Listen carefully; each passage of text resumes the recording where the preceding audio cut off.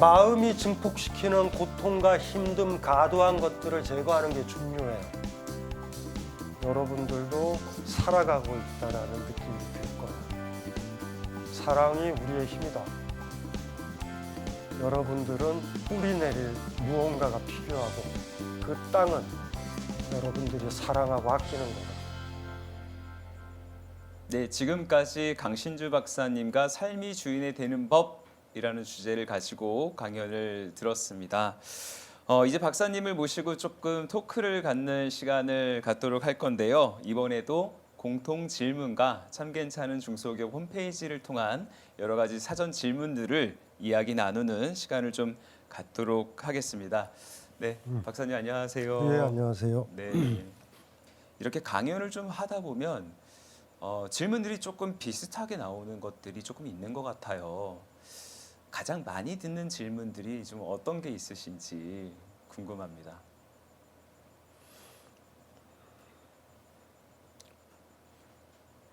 정확하게 이 고민들이 사랑 고민들이 있잖아요. 예를 들면.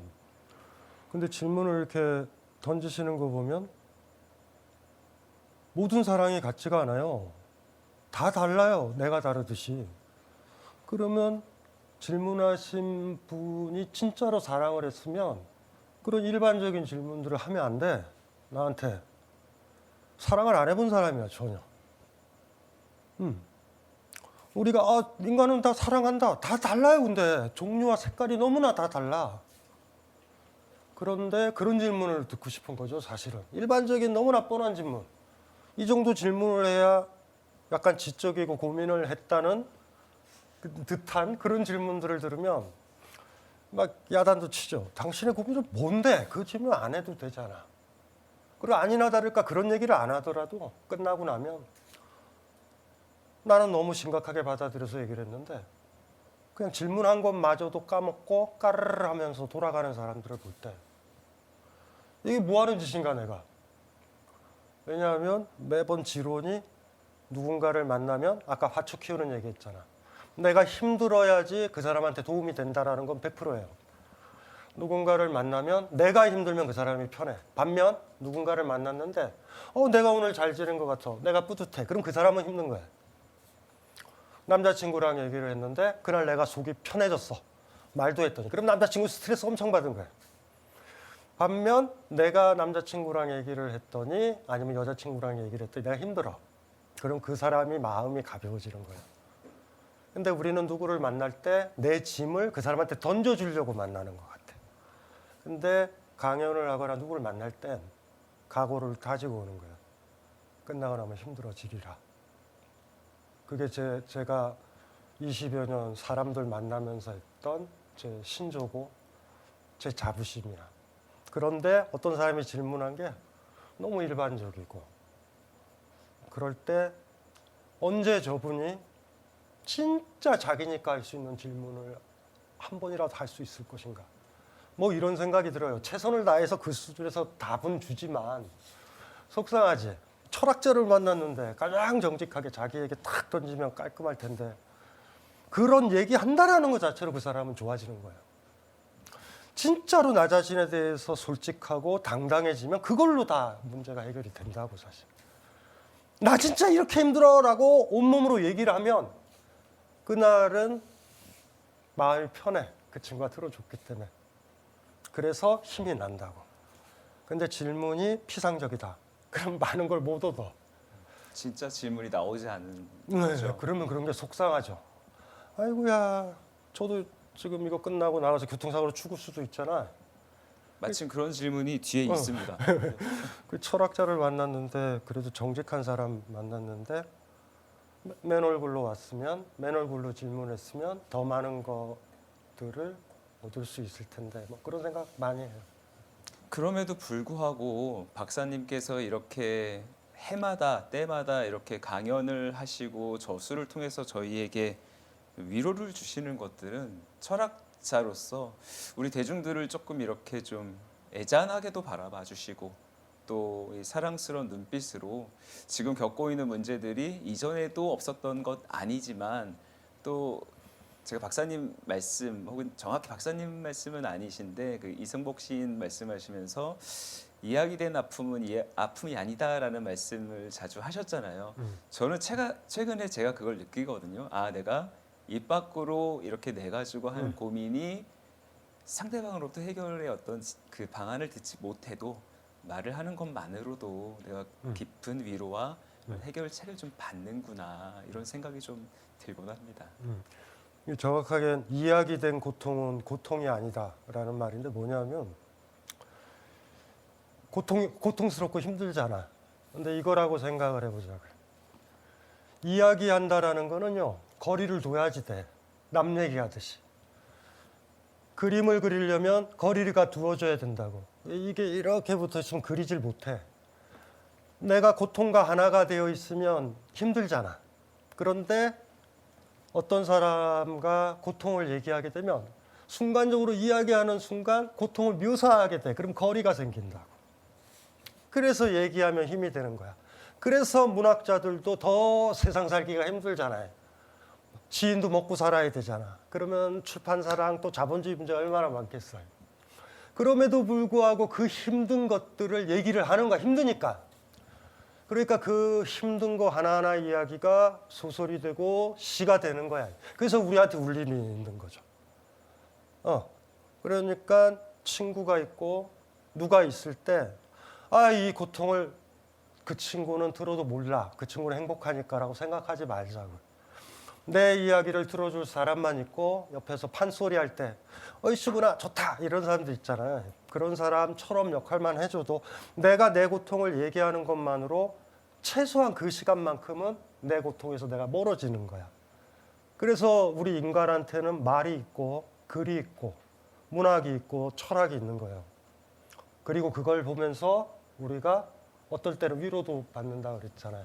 그렇게 받는 거야. 그러니까 중요한 건 진짜 내 고통을 얘기했느냐라는 거야. 그래야 그날은 내 고통에서 진짜 고통에서 거리가 두어졌으니까. 별로 큰 고통이 아닌데 가짜 고통인데 대충 그게 고통스러운 것처럼 얘기하면 아무 도움도 안 되는 거야. 그러니까 시간 낭비한 거야. 그래서 사실은 여러분들 주변에 내 얘기를 딴지 걸지도 말고 내 얘기를 그 정도 고통 때문에 힘들어하니? 이렇게 얘기도 안 하는 그냥 내 얘기를 들어주는 그 친구나 사랑하는 사람이 있었으면 좋겠어요. 너만 힘들어? 이렇게 대응하면 내가 내 고통을 얘기를 못하니까. 그래서 친한 사이나 사랑하는 사이라면 그 사람이 고통을 얘기할 때 그 얘기가 나를 우리 지금 분위기를 잿빛으로 만들어도 그걸 다 감당하는 어떤 사람이 있어야 돼요. 여러분들한테. 저는 가감하게 그 사람이 사랑하는 사람이고 여러분들이 누군가를 사랑하면 기꺼이 그 잿빛을 감당을 해줘야 돼. 그 사람 묘사를 다 들어야 돼. 듣는 걸 불쾌해하지도 말고 불편해하지도 말아야 돼. 사랑은 행복하려고 하는 게 아니에요. 그 사람의 무거운 것들, 그 사람이 나랑 만나고 나면 그 사람이 편해져야 되잖아. 그러면 그 사람이 내 곁을 떠나겠냐고. 나를 만나면 항상 자기 얘기를 들어주고 나는 내 무거운 짐들을 잠시라도 내려놓은 것 같은 느낌을 주는 사람. 그렇게 내려놔도 된다라고 얘기하는 사람 곁을 나는 떠나지 않는다고. 그래서 이거 보시는 분들도 봐야 되지. 사랑한다라는 사람과 산책을 할 때, 이야기를 할 때 그게 다 끝난 다음에 얼마만큼 무거워져 봤냐고. 그거는 무거워졌다면 그 상대방의 짐을 내가 가진 거예요. 그 사람은 편해진 거고. 그러면 그 사람이 어떻게 떠내? 많은 사람들이 그래.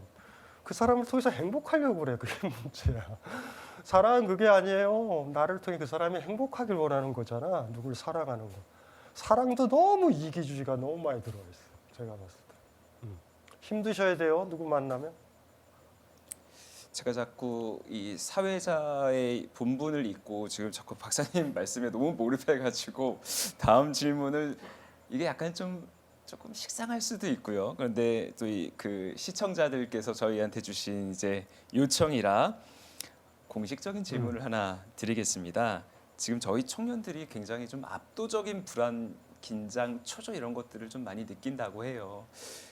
이럴 때 혹시 좀 읽고 큰 위로와 용기가 될 수 있는 좀 책이 있다면 한 권을 좀 말씀을 부탁을 드리겠습니다. 그냥 제 책 봐야죠. 뭐 그거는 여기 이거 책 갖다 놨다. 항공기의 사랑, 아낌의 인문학. 그게 많은 사람들이 저한테 질문을 해요. 책 좀 추천해 달라. 근데 제가 왜 책을 썼겠어요? 그런 책이 없으니까 제가 책을 쓰잖아. 근데 자꾸 저한테 물어봐. 아니 추천할 책이 있는데 내가 왜 책을 써? 항공기의 사랑, 아낌의 인문학은 아까 강연 때 얘기했던 아낀다라는 말. 항공기의 사랑은 뭐냐면 내가 사랑하는 사람한테 진짜 필요한 건 그 사람이 배가 고프잖아. 한 공기면 족하다라는 거야. 한 공기면. 두 공기, 세 공기, 네 공기, 다섯 공기서부터는 그 사람한테 고통을 가중시키는 거라고. 우리가 가장 큰 문제가 어머니들이 자식들 키울 때 100공기를 먹여. 그리고 자기는 다 했대. 내가 너를 얼마나 사랑했는지 아니? 헛소리죠. 귀찮은 거야. 진짜 사랑하면 애가 배고플 때, 점심 때 한 공기. 그리고 기다려요. 저녁 때 애가 또 배고플 때니까. 그때 한 공기를 해주는 거야. 나머지 시간은 또 여유가 있죠. 옛날에 100공기 했을 때보다 훨씬 여유 있잖아. 한 공기면 족하다고. 그리고 우리 존재 자체도 타인한테 한 공기의 밥 같은 거야. 그러니까 까먹지 말아야 돼요. 내가 사랑한다라는 사람 옆에서 10시간 있어준다 그래서 그 사람이 행복해지진 않아. 여러분들 자체도 물릴 수 있어, 그 사람한테. 그럼 뭐를 해야 되냐면 딱 느낌적 느낌에 좀 물렸고 애가 혼자 있고 싶어하고 혼자 음악 듣고 싶어하고 아니면 딴 사람 만나보고 싶어하면 빠져나와야 돼. 어머 바쁜 일이 있네 하고 빠져나와야 돼. 오버하지 말아요. 여러분 존재가 모든 것들을 행복하게 해주질 않아. 근데 고맙지. 내 항공기의 밥이 나라는 항공기의 존재가 항공기의 사랑이 어떤 사람한테 행복을 준다라는 것. 그런데 그 경계선을 넘어가면 굉장히 위험해진다. 그래서 이렇게 아까 내가 얘기했잖아요. 몸이 좀 안 좋아질 때 우리 국민학교만 나오신 저희 어머니가 읽을 철학책을 쓴 적이 없어.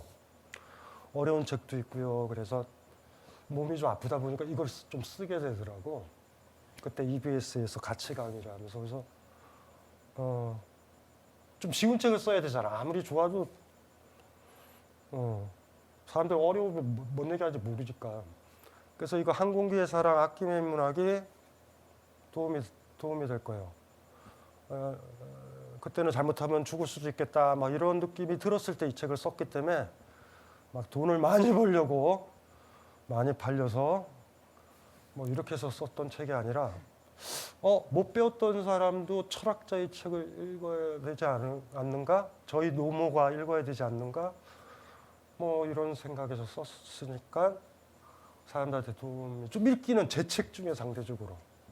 제가 알기로는 박사님은 그 베스트셀러 작가가 되는 걸 원치 않는다라고 말씀하셨어요. 그런데 오늘 이 강연을 시청하시는 우리 여러분들께서 우리 이문수 신부님은 레더스 드림 말씀하셨고요. 강신주 박사님은 최근에 이제 저서신데 항공기의 사랑, 아낌의 인문학 교보문고 예스24에서 이렇게 쭉 한번 판매가 올라가는 모습을 한번 기대해 보겠습니다.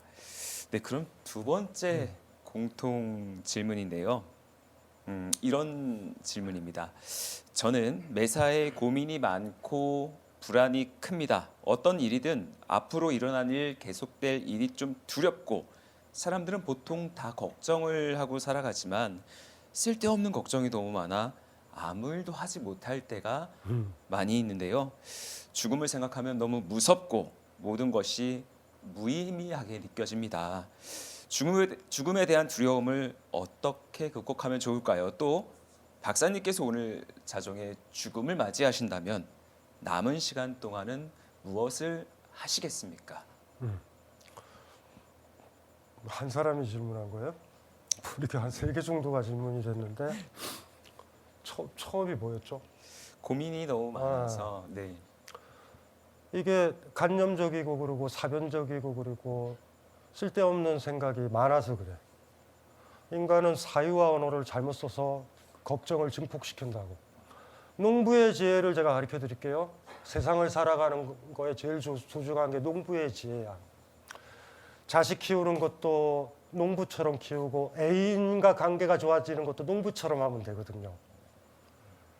왜냐하면 너무 가하게 그 꽃과 나무와 풀을 너무 사랑한다고 만져주면 꽃들 시들어 죽죠. 그래서 제가 이렇게 볼게요. 별을 키우는 사람이 있어. 이건 제 이야기가 아니라 동양 고전 중에 맹자라는 책에 나오는 건데, 별을 키우는 사람이 있어요. 농사 짓는 사람이 있어요. 근데 아들이 가가지고 밤에 그 벼가 잘 자라기를 원하는 거야. 그 벼가 상징하는 건 내가 사랑하는 사람이든 부모든 내 애인이든 내 자식이든 내 반려견이든 상관없어요. 그러니까 갔죠. 가가지고 막 왔어. 아버지가 물어본 거야. 너 어디 갔다 왔냐? 그랬더니 벼가 무럭무럭 자라게 하기 위해서 벼들을요 조금씩 논에서 이렇게 조금씩 잘 자라라고 올렸대. 이렇게. 아침에 가보니까 벼가 다 둥둥 뜬 거야. 이거 심각한 문제죠. 아까 항공기사랑 얘기한 거랑 똑같아. 과해. 그런데 농부는 뭐를 하는지 아세요? 농사가 잘 지어지면 농부가 잘해서 그렇게 생각 안 해. 농부가 해야 될 일은 벼를 심은 다음에 물꼬를 터주는 일을 해야 돼. 비가 올 수도 있고요. 가을이 되면 논에 물이 차. 초가을에. 잠기면 죽잖아. 물꼬를 터줘서 물을 빼줘야 돼. 그게 농부가 할 일의 다야. 근데 벼가 잘 자라면, 벼가 잘 자란 데는 바람도 있어야 되고요. 태양도 있어야 되고요. 무슨 말인지 알죠? 너무나 많은 것들이 벼에 필요해. 여기도 항공기의 사랑이 또 들어와 있는 거야. 왜 미래에 대해서, 내가 사랑하는 거에 대해서, 나에 대해서 고민하는지 아세요? 여러분을 신으로 착각한다고. 너무나 많은 사람들이 당신이 뭘 결정하면 모든 게 잘 되리라고 주문을 외워. 당신이 못해서 그렇다라고 얘기를 해. 안 그래요. 벼 하나 자라는 게 하는데 내 노력 하나로 벼가 잘 자라질 않아. 태풍도 불고요. 아시죠? 그래서 항상 고마워해. 태양아 고맙다. 벌레들아 고맙다. 바람아 고맙다. 이 생각 한 번이라도 해봤냐고. 내 남자친구가 건강한 것, 내 남편, 내 아내, 내 아이. 내 아이가 건강한 이유가 뭐야? 엄마가 잘해서 아니야. 물론 엄마가 농부니까 물꼬를 안 텄으면 애 죽어요. 농부가 물꼬 안 트면 벼 죽거든. 하지만 그 아이가, 그 사람이 잘 지내면 나도 물꼬를 터주는데 성공한 거야. 근데 내가 할 일은 그거밖에 없어. 나머지는 내 아이가 만나는 친구들, 선생님들이 바람이고 태양이야. 고마워요. 여겨야 된다. 간혹 가다가 학교에 가서 학부형들이 선생님들한테 뭐라고 그럴 때 짜증나요. 고마워해야지. 그 친구가, 저 어렸을 때 그런 얘기 많이 들었어. 어렸을 때 너무 많이 때렸거든, 우리 시절에. 그런데 그럼에도 불구하고 우리 반 아이를 만나러 가는 것 때문에 좋았어. 친구들 때문에. 내가 너무 소중해. 학교에 암울하면서 얘네들은 태양이었고 바람이었어. 내가 너무 소중한 거니까 우리 어머니한테 보여주고 싶잖아. 데리고 딱 오면 우리 어머니가 이런 얘기할 때 너무 속상했어. 걔네들은 공부 잘하냐. 공부 못해요, 얘네들. 그런데 얘네들 생각하고 들어가기 싫은, 등교하기 싫은 학교에 갔었다고. 나한테 태양이야. 여러분 존재가, 여러분이 이뻐하고 아끼는 존재를 여러분의 힘으로 퍼펙트하게 잘 자라게 행복하게 못해요. 고마워해야 돼. 근데 여러분이 해야 될 몫도 반드시 있죠. 아무도 못해. 농부가 물꼬 트는 일을 바람이 할까? 비가 할까? 태양이 할까? 오바들 하지 말아요. 그 사람이 잘 되는 거에, 그 벼가 잘 자라는 거에 내가 했던 건 요만큼이지만 반드시 내가 해야 돼, 그건. 그런데 잘 됐다고 그래서 거봐, 내가 잘한 거 아니야 라고 헛소리 하지 말아요. 너무나 운 좋은 거야. 좋은 친구들을 만났구나. 아시죠? 좋은 책을 얘가 만났구나. 좋은 음악을 들었구나. 이 방송, 이것도 하면서 그래요. 내가 할 수 있는 것 최대한 다 하는데 이것이 어떤 사람한텐, 그러니까 내가 떠들었던 것처럼 세상 사람들이, 젊은 친구들이, 청년들이 그리 됐으면 좋겠지만 그거는 바라진 않아. 나는요, 그냥 약간 바람 같았으면 좋겠어. 시원한 바람. 그리고 여러분들을, 진짜로 여러분들의 답답하고 죽을 것 같고 물이 차오르는 거를 터주는 사람들은 여러분 가까이에 있는 애인이었으면 좋겠고, 어미였으면 좋겠고, 아비였으면 좋겠고, 애인이었으면 좋겠어. 왜냐하면 그건 제가 할 수가 없어요. 매번 강의를 할 때 막 강하게 욕망을 가지고 있지 않아요. 오늘은 강의를 했으니까 너희들은 좋아하실 거야 이런 생각 안 해.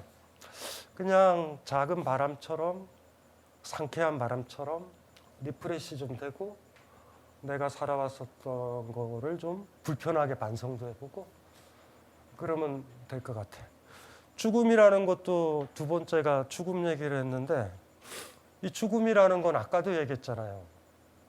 여기 제가 다리를 때리잖아요. 이렇게 저를 이렇게 때려 누가 아프죠. 살아있는 건 아픔을 느끼는 거야. 내가 나를 때렸는데, 내가 다리를 때렸는데 안 아프면 이 다리는 마비됐거나 죽었거나 마취된 거야. 죽는다라는 거는요, 정확하게 얘기해 드릴게요. 고통을 안 느끼는 거야. 그래서 삶이 아닌 거예요, 정확하게. 하지만 고통은 안 느껴요. 옥상에서 뛰어내렸는데 피를 흘렸는데 아파요, 아야 울어. 그러면 살아있는 거야. 죽었다고 생각하는 사람 발로 때리면 그 사람은 고통이 하나도 없어요. 배도 안 고프고. 제가 누누이 얘기했잖아. 죽음은 무서운 게 아니에요. 죽음을 왜 두려워해? 그런데도 왜 사냐가 문제잖아. 살아있으면 고통을 느끼잖아요. 살아있으니까 배고픔도 느끼지. 어떤 사람이 곡기를 끊어버리거나 뭘 안 먹으려고 그러면 답이 없어요. 여러분들 부모님들이 나중에 돌아가시기 직전에 아무것도 안 먹을 수도 있어. 그럼 답이 없는 거야. 고양이라든가 개나 짐승들도 죽기 직전에 아무것도 안 먹어요. 배고픔에 고통이 없어. 그런데도 왜 사냐고요? 배가 고프니까. 근사한 걸 먹으면 배고픔이 가시는 행복이 와. 고통이 먼저예요. 고통을 느끼는 게 살아있는 거야. 그러니까 고통 때문에 죽는다라는 건 있을 수 없어. 배고프니까 아유 배고픈 거 싫어하고 죽어요. 왜? 근사한 음식 먹을 수 있잖아. 그래서 살아있다라는 건 고통과 충족 한꺼번에 충족되지 않아. 우리 삶은 계속 이렇게 돼. 그 사람 만나서 내 외로움이 완화됐고 그 사람과 헤어지니 내가 또 외로워지고 그러니 또 만나고 이 가정은 거야. 이 가정이 재밌으면 사셔야 돼. 죽음이 무섭다고요? 삶을 전혀 이해를 못하는 거야. 살아있다라는 건 고통을 느끼는 거. 내 배고픔을 느끼는 거. 나 일이 살면 안 되는데 나의 고독을 느끼는 거. 그리고 누군가를 사랑하는 건 그 사람의 고통이 느껴지는 것. 조금 있다 겨울이 돼서 길을 가다가 길냥이가 힘들어하고 배고파하고 추워하는 고통이 느껴지면 그날은 저주받은 날이야. 그 길냥이 데리고 들어와야 된다. 길냥이들 많은데 그냥 이렇게 넘어갈 일이 아니게 돼버리는 거야. 사랑은 그렇게 와요. 고통처럼. 그러니까 아끼게 되는 거고 안 고통스럽게 해주는 거지. 그래서 죽음이 무서워요. 삶을 모르는 거야. 저한테 그랬잖아요. 죽기 얼마 전에. 야, 그러면 강연 안 해도 되고 사람들 힘든 얘기 안 들어도 된다. 내가 아끼는 사람들 더 이상 고민 안 해도 된다. 빨리 죽었으면 좋겠다. 그런데 딜레마야 또. 내가 누군가 만나서 얘기해주고 얘기 들어주고 예를 들면 저한테 있는 누이 막 복잡해요. 저희 누이가. 그러면 남동생, 첫째 남동생이랑 얘기하는 걸 좋아해. 명색이 철학자라서. 그러면 얘기해줘. 그럴 때 뿌듯해. 옛날에 나 많이 맞았을 때, 꼬맹이 때 나 돌봐줬던 게 저희 누이였거든. 근데 나이가 드니까 누이가 60 가까이 되니까 돌봐주는 게 내가 된 거야. 어느 사이인가. 그럴 때 기분이 좋아요. 죽음이 무섭다고요? 나도 사랑한 적이 없고요. 누군가도 사랑한 적이 없는 사람만 질문을 던져. 이렇게 질문을 바꿔도 되지. 이기주의로만 살았으니까. 죽음은 마치 없어지는 것 같고 뭔가 결여되는 것 같은 느낌이 들지. 그런 거죠. 저 같은 경우는 그 마찬가지예요. 별로 아쉬워하진 않아. 근데 6시간 정도 나한테 남겨줬다 하면 나는 빨리빨리 그런 걸 정리를 해야 될 것 같아. 제가 가진 책들 빨리 어디 도서관에 보내야 되고 왜냐하면 그냥 사람들이 불태워버릴 거 아니야. 그 책 모으느라고 너무나 고생을 많이 했어요. 어떤 책은 200만 원짜리 책도 있어. 아무도 안 사는데 아마존 중고에서 파는 사람이 대박을 노리는 나쁜 놈들이 있어. 그런데 사야 돼. 왜냐하면 그걸 보고 싶어. 다음에 글 쓸 때도 도움이 되고. 아직도 공부하는 거 좋아하니까. 그 책들이 막 떠오를 것 같아. 이거를 어느 도서관에 보내지? 어디에 보내지? 어느 선생님한테 보내지? 이 책이 진짜로 가야지 도움이 되는 사람한테 갔으면 좋겠고, 대학 도서관에는 못 보낼 것 같아. 최근에 어떤 도서관에 가보면은요, 종이책 많다고 그래서 전자로 딱 바꾼 다음에 나머지 그 도서관 앞에 늘어놓으면서 가져갈 사람 가져가요. 이러는 중앙도서관을 많이 봤어. 그러니까 도서관 규모를 늘려야 되는데, 깔끔해지자. 뭐 이런 식으로 정해가지고 여기다 줬다가는 비 맞는 대학교 중앙도서관 앞에 비 맞는 내 철학책들 생각하면 속상해. 해인사로 보낼까 그런데 스님들도 책을 많이 안 읽는 것 같고 이걸 어떡하지? 그냥 나랑 사라지기. 왜냐하면 내가 아직도 안 읽은 책도 많아요. 이 책을 누가 읽고 더 근사한 어떤 글들, 그게 뒤에 오는 사람들에 대한 애정이니까 그거는 막 고민할 것 같아. 막 이 책 어떡하지? 이 책 어떡하지? 이런 고민. 빨리 누군가한테 줬으면 좋겠는데 아직도 철이 덜 났어요. 그러니까 책에 대한 애착이 너무 많아요, 제가. 좀. 네, 그러면 이제 세 번째 질문 한번 넘어가 보겠습니다. 사회초년생이신 것 같아요. 지긋지긋한 인간관계 때문에 하루하루가 지옥입니다. 착한 아이 컴플렉스일까요? 착하게 살아가려고 하는데 사회생활을 하면서 착하다는 것이 장점도 강점도 아니라는 것을 알아가는 것 같습니다. 남들이 저를 만만하게 보지 않으면서 저를 잃지 않는 방법이 좀 있을까요? 우리가 맨 얼굴이 있고 가면을 쓰는 경우가 있잖아요. 가면을 써야 돼. 그 사람을 존경하지 않는데 존경하는 척 해야 돼. 사랑의 비극은 어디서 오는지 아세요? 서로 가면을 안 쓰고 맨 얼굴로 만났다가 나중에 가면을 써, 사랑하는 척. 그래서 일이 커지는 거예요. 그래서 관계가 멀어지는 거야. 친구라 하면 억지로 가면을 쓰는 거예요. 그러니까 그 사람이 더 센 거야, 나한테. 그 사람들이 웃는 얼굴을 좋아하고, 그러면 웃는 얼굴을 하는 거야. 내가 약하니까. 친구나 사랑하는 사람이 뭔지 아세요? 정의가? 그 사람 만나면 난 가면 안 써도 돼. 나 화나면 화난다! 라고 얘기해도 되고, 나 좋아! 야, 너는 어떻게 그렇게 살아? 이렇게 얘기해야 되는데, 친구인데도 내가 가면을 써야 된다. 그럼 친구 관계가 없는 거야. 그러니까 이러는 거죠. 맨 얼굴로 살아가는 사람, 맨 얼굴로 살아가는 시간이 많은 사람이 자유롭게 살아가는 거고 주인으로 살아가는 거야. 표리가 부동하게 만드는 겉과 속이 다르도록 만드는 게 안 좋은 사회야. 제가 얘기를 할게요. 좋은 사회는 어떤 사회냐면 사적으로 술집에서 하는 얘기와 공적인 회사라든가 학교라든가 집에서 하는 얘기에 간극이 거의 없어야 좋은 사회야. 회사에 오거나 어디에 오면은 배우가 돼버려. 난 이쁜 사람이고 좋은 사람이고 라는 건. 우리 그러고 살죠. 그러니까 우리의 방향은 맨 얼굴로 사는 식으로 가야 돼. 꼬맹이 때는 내가 약했고 돈도 못 버니까 엄마가 원하는 얼굴, 공손한 얼굴, 엄마 사랑해요 라는 이 얼굴을 하면서 살아야 돼. 20살 이후에도 그렇게 사는 건 답이 없는 거예요. 이제 다 컸잖아. 그런데 엄마한테 아빠한테 의존한다면 엄마가 원하는 얼굴을 할 거고 아빠가 원하는 얼굴을 할 거야. 이 회사 아니면 못 먹고 산다면 회사 동료 선배라든가 직장 상사라든가 CEO가 원하는 얼굴을 할 거야. 이 회사 아니라도 나는 먹고 산다. 이 사람 아니어도 내가 먹고 산다. 내 남편 아니어도 내 아내 아니어도 나는 먹고 산다라고 살아야 된다고. 이 사람 아니면 안 된다. 이 회사 아니면 안 된다. 그럼 가면을 쓰는 거야. 그 준비를 하셔야 되죠, 이제는. 가급적 가면을 안 쓰는 곳으로 가시려고 노력할 것. 불가피하게 먹고 살면 그 시간을 최소한으로 줄여야 된다고. 그리고 각오를 다져야 돼요. 5년 뒤에는 가면 쓰는 모임들을 줄여나가야 돼. 그래야 내가 발전이 있는 거야. 50, 60 정도 됐을 때는 내 주변은 가면을 쓸 그런 인간관계가 없게 돼야 돼. 지금 젊으신 분일 거예요. 가면 써야지. 어떻게 쓰는 거야. 하지만 맨 얼굴을 잊으면 안 돼. 그리고 뭘 탓해야 되냐면 가면을 쓰도록 만드는 그 회사가 문제인 거야. 가급적 가면을 덜 쓰게 하는 회사로 옮겨가야지. 한 사회가 살만한 사회다라고 하는 건 사적으로 만났을 때 떠드는 얘기와 공적으로 만났을 때 떠드는 얘기가 거의 수준이 같아야 돼.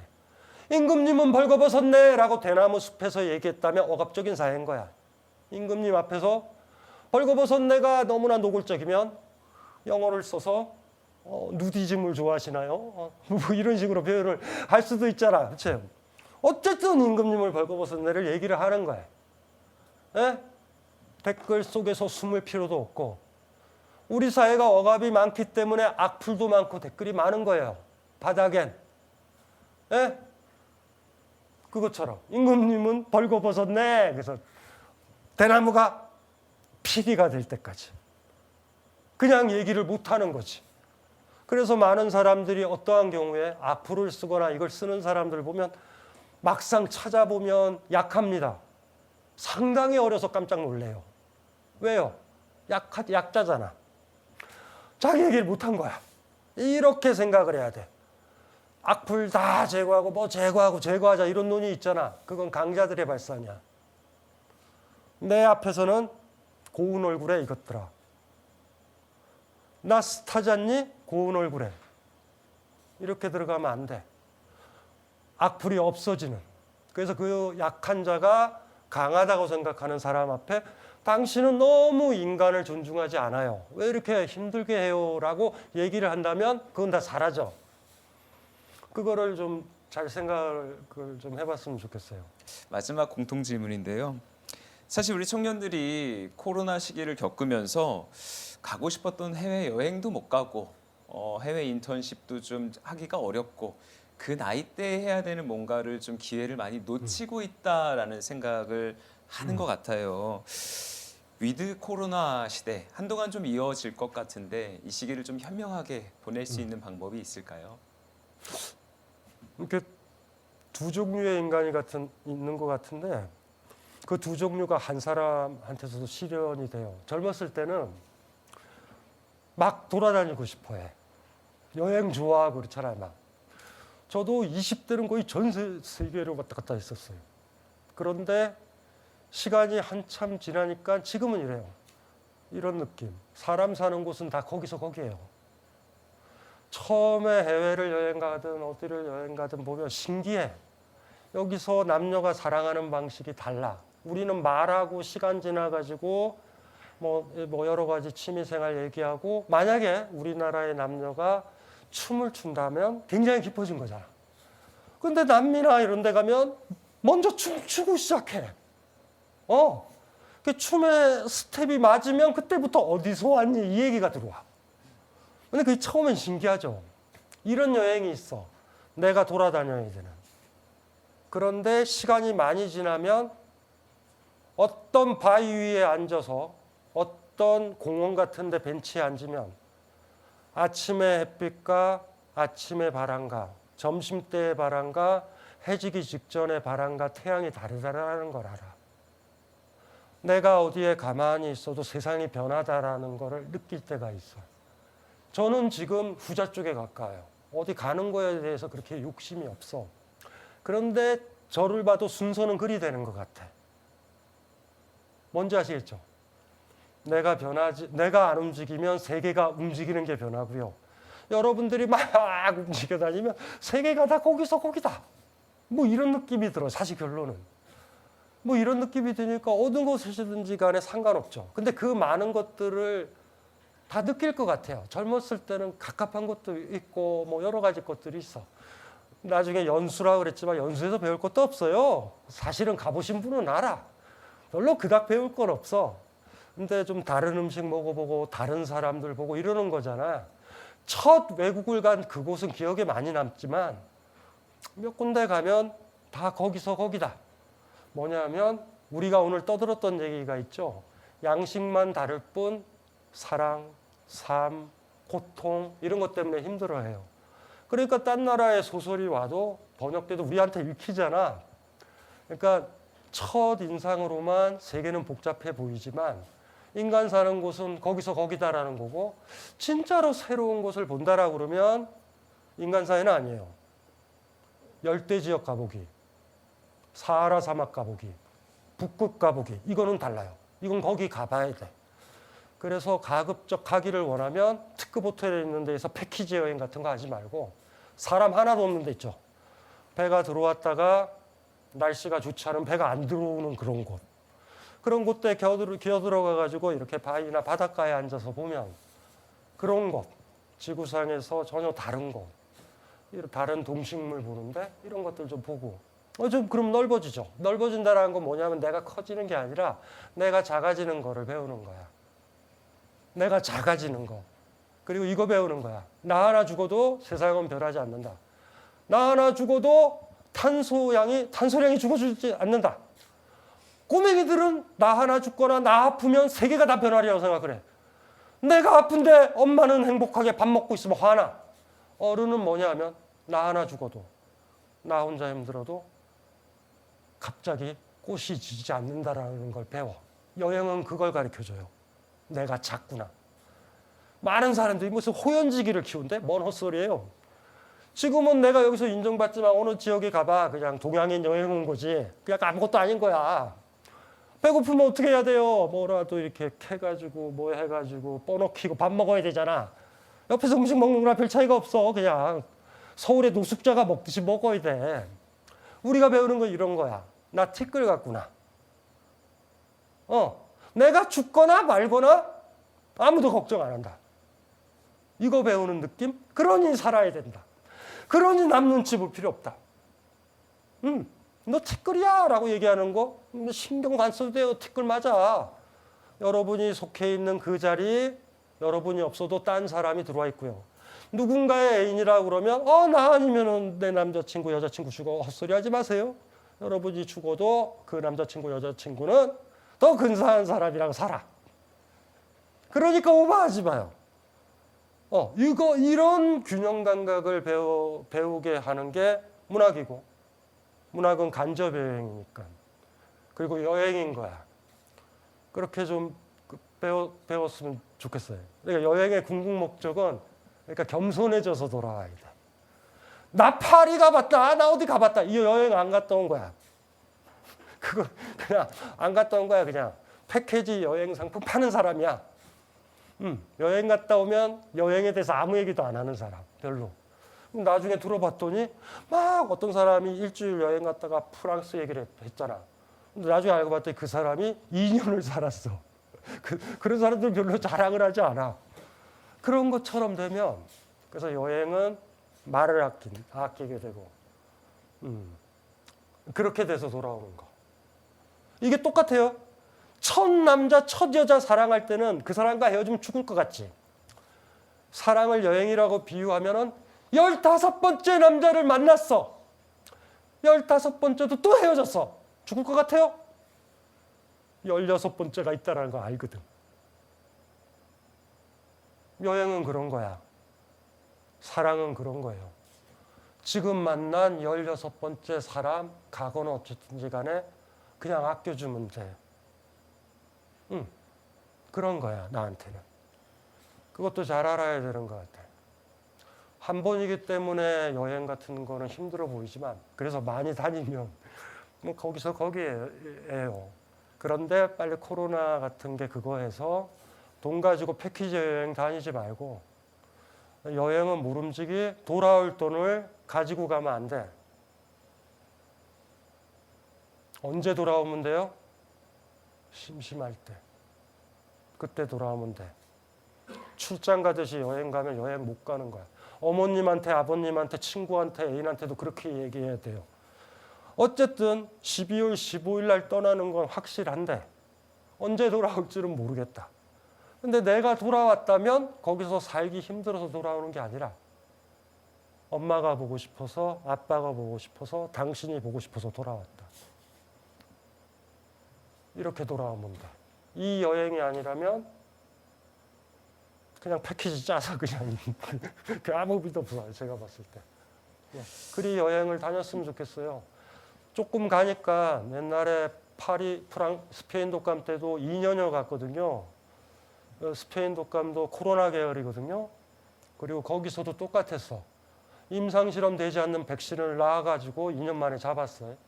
스페인 독감이 왜 스페인 독감이 됐는지 아시겠죠? 1차 세계대전 중이라서 딴 데는 군인들이 막 전쟁 중에 유럽에서 전쟁 중인 군인들이 일종의 코로나 이런 거에 걸린 거야. 그러니까 군사 비밀이잖아. 그러니까 얘기를 안 했어요. 그때 전쟁에 1차 대전에 참여 안 한 나라가 스페인이었어. 그 스페인은 그 독감같이 막 그렇게 났다 그래가지고 걔네들만 보도를 한 거야. 그 스페인이 재수없게 스페인 독감이 돼버렸어. 근데 1차 세계대전이 흐지부지 끝난 게 그 스페인 독감 때문에 그래요. 전쟁터에 지금 코로나처럼 다 걸리는데 어떻게 전쟁을 해?